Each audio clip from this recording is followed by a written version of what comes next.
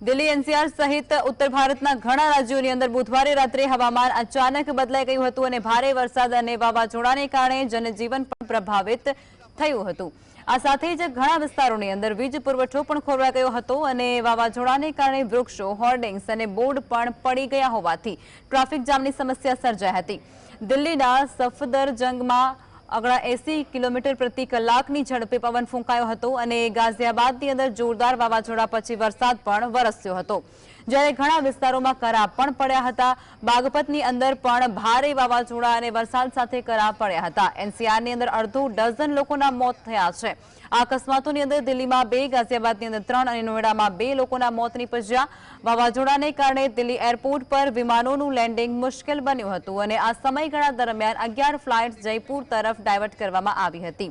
ઉપરાંત 50 જેટલી ફ્લાઇટ્સ મોડી પડી હતી। દિલ્હીમાં વાવાઝોડા અને ભારે વરસાદના કારણે વીજળીનો થાંભલો પણ પડી જવાથી એક દિવ્યાંગ વ્યક્તિનું મોત નીપજ્યું હતું। વાવાઝોડાને કારણે ઝાડ પડી જતાની સાથે જ તેને નીચે દબાઈ અને 3 વ્યક્તિઓના મોત નીપજ્યા।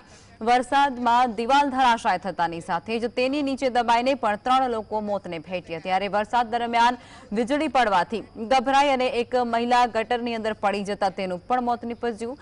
રેલિંગ સાથે માથું ભટકાવાથી એક વૃદ્ધાનું પણ મોત નીપજ્યું।